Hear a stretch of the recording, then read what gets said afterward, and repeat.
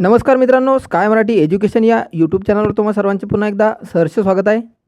बघा, जो विद्यार्थी वनरक्षक भरतीची तयारी करत आहे आणि ज्याला वनरक्षक भरतीबद्दल काहीच माहिती नाही, तर त्याला या संपूर्ण गोष्टीची माहिती असणे आवश्यक आहे.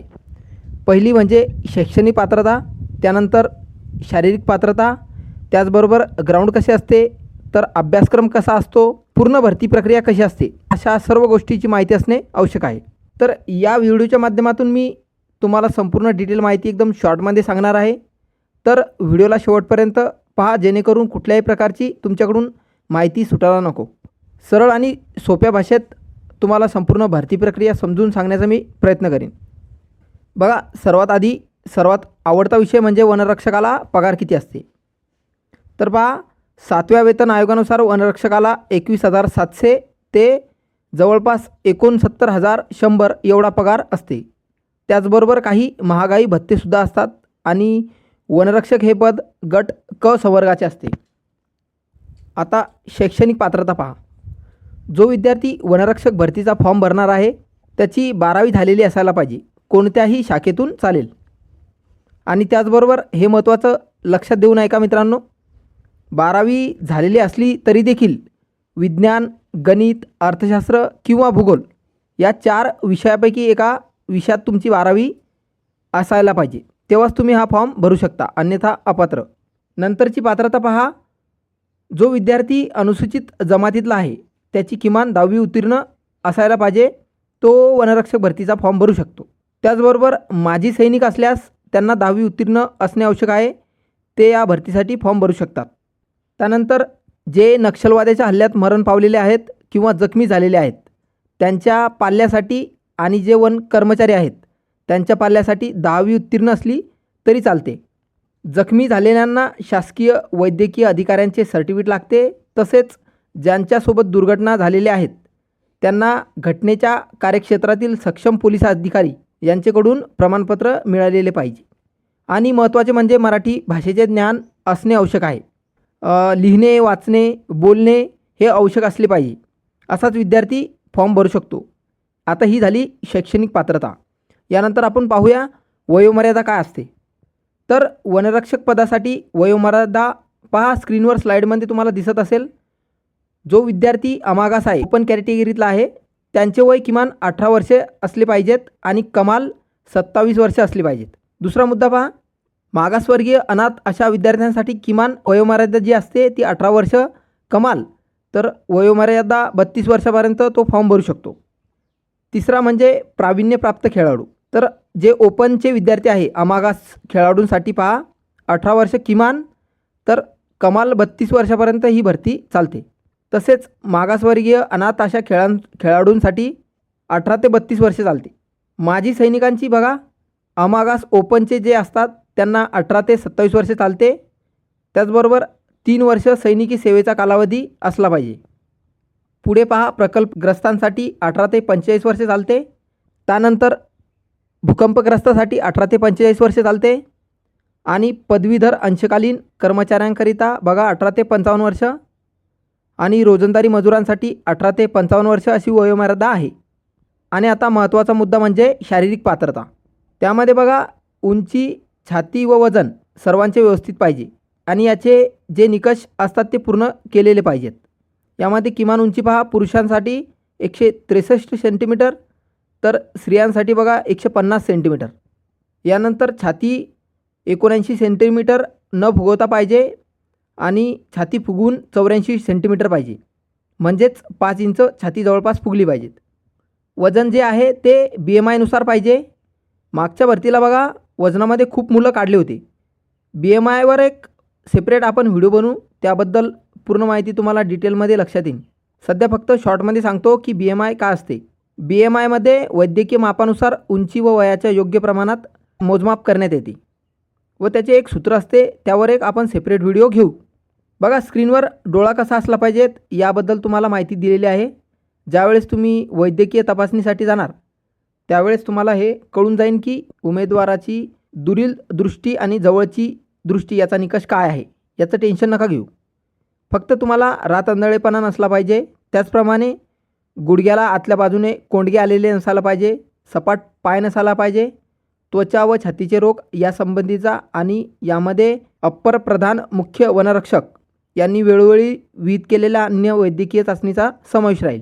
बघा, काही विद्यार्थ्यांसाठी शारीरिक पात्रतेमध्ये सूट असते. नक्षलग्रस्त भागातील आणि शासनाच्या नियमानुसार जे विद्यार्थी यासाठी पात्र असतील त्यांच्यासाठी शारीरिक पात्रतेमध्ये सूट राहील. ती पुढीलप्रमाणे पहा. नक्षलवाद्याच्या हल्ल्यात जे मरण पावलेले आहेत किंवा जखमी झालेले आहेत किंवा वनखबरे व वनमजूर कर्मचारी जे असतात यांच्या मुलांना सूट राहील. त्यांच्यासाठी पहा, उंची पुरुष व स्त्री उमेदवारांना 2.5 सेंटीमीटर एवढी सूट राहील आणि छाती मोजमाप आवश्यक नाही. खेळाडू प्रवर्ग पहा, यांच्यासाठी उंचीमध्ये 2.5 सेंटीमीटर एवढी सवलत देण्यात येईल. वन कर्मचाऱ्यांच्या पाल्यांना पहा पुढीलप्रमाणे सूट राहील. सेवेत कार्यरत असताना जर मृत्यू झालेला असला तर त्यांच्या मुलास किंवा मुलीस शारीरिक पात्रतेत खालीलप्रमाणे सवलत देण्यात येईल. पहा, उंची आणि छातीमध्ये पुरुष आणि स्त्री उमेदवारांसाठी उंचीमध्ये 2.5 सेंटीमीटर सूट असते आणि छातीमध्ये पुरुष उमेदवारांना न फुगवता 2 सेंटीमीटर आणि फुगून 1 सेंटीमीटर एवढी सूट राहील. त्यानंतरचा मुद्दा पहा, परीक्षा शुल्क. बघा, अमागास ओपनच्या विद्यार्थ्यांसाठी 1,000 रुपये फी असेल. यामध्ये कास्टमध्ये जे बसतील त्यांच्यासाठी 900 रुपये फी असेल. त्याचबरोबर माजी सैनिकांसाठी परीक्षा शुल्क माफ असेल. त्याचबरोबर परीक्षा शुल्क हे कोणाचेच परत केले जात नाही. आता पुढची स्लाईड पहा, ऑनलाईन परीक्षेबाबत. परीक्षा ही ऑनलाईन स्वरूपाची असते. जर तुमचा अर्ज पात्र होत असेल तर त्यानंतर तुमची ऑनलाईन परीक्षा होते. ही परीक्षा 120 गुणांची असते, ज्यात मराठी, इंग्रजी, बुद्धिमत्ता आणि सामान्य ज्ञान असे एकूण 4 विषय असतात. 4 विषयाचे प्रत्येकी 15-15 प्रश्न असतात. एकूण 60 प्रश्न असतात. प्रत्येक प्रश्नाला 2 मार्क असतात. त्याचबरोबर या परीक्षेचा अभ्यासक्रम लक्ष देऊन पहा. राज्याचा भूगोल, सामाजिक इतिहास, वन, पर्यावरण, हवामान इत्यादी विषय असतात. जी केमध्ये तुम्हाला महाराष्ट्राचा इतिहास सर्वात महत्त्वाचा म्हणजे आधुनिक महाराष्ट्राचा इतिहास, त्याचबरोबर प्राचीन इतिहास, त्याचबरोबर गांधीयुग आणि स्वातंत्र्य लढा यातले 1 लायनर जरी केले तरी चालेल. नंतर बुद्धिमत्तासाठी पहा, जर परीक्षा TCS घेत असेल तर त्यानुसार तुम्हाला बुद्धिमत्ता आणि जर परीक्षा IBPS घेत असेल तर त्यानुसार तुम्हाला प्रश्न येतील. इंग्लिशसाठी तुम्ही TCS आणि IBPS आधीचे झालेले PYQ करू शकता. हे सर्व झाल्यानंतर पहा, या परीक्षेत जो 85% मार्क मिळवेल तो पुढील भरतीसाठी पात्र असणार आहे. 85% मार्क्स म्हणजे 120 पैकी 54 मार्क ज्याला असतील तो पुढील प्रक्रियेसाठी पात्र ठरतो आणि ज्याला 54 मार्क पडणार नाही तो भरती प्रक्रियेतून अपात्र होतो. आता सर्वांचा आवडता विषय ग्राउंडची पात्रता स्क्रीनवर दिलेल्या तक्त्यात तुम्ही पाहू शकता. मार्क सिस्टीम कशी आहे आणि इथूनच तुमचा टर्निंग पॉईंट सुरू होणार आहे. जे विद्यार्थी कमी मार्क्सवाले आहेत त्यांनी घाबरायचं नाही. ग्राउंड जर तुमचं पक्कं असेल तर तुम्ही 90 मार्क 100 मार्कवाल्यांना मागे टाकू शकता. मागच्या भरतीचा अनुभव आहे. काही मुलांना 90 ते 100च्या वर असे मार्क होते, परंतु त्यांचं ग्राउंड नव्हतं. आणि काही मुलांना 70 ते 80 दरम्यान मार्क होते. त्यांची रनिंग प्रॅक्टिस चांगली होती. त्यामुळे त्या मुलांनी पेपरमधून जे टॉपर मुलं होते त्यांना बाहेर केले होते. ग्राउंड टेस्ट 5 किलोमीटर असणार आहे. ते पुढीलप्रमाणे 17 मिनिटाच्या आत 80 मार्क भेटणार आहेत, म्हणजेच आउट ऑफ मार्क. त्यानंतर 17 मिनिटाच्या वर 18 मिनिटाच्या आत 70 मार्क. त्यानंतर 18 मिनिट किंवा त्यापेक्षा वर यांना 60 मार्क मिळतात. 19 मिनिट किंवा त्यापेक्षा वर 50 मार्क मिळतात.